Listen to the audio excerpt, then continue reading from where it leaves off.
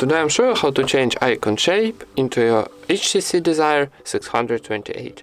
First of all, go into Play Store and find X icon changer application. This one.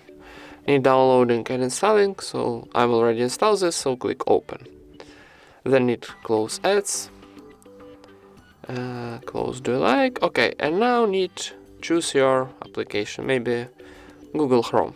Okay. Choose your applications, I need choose your new icon of this application, maybe like moon. Then click OK button in the top right corner. Wait a second for generating and close ads one more time.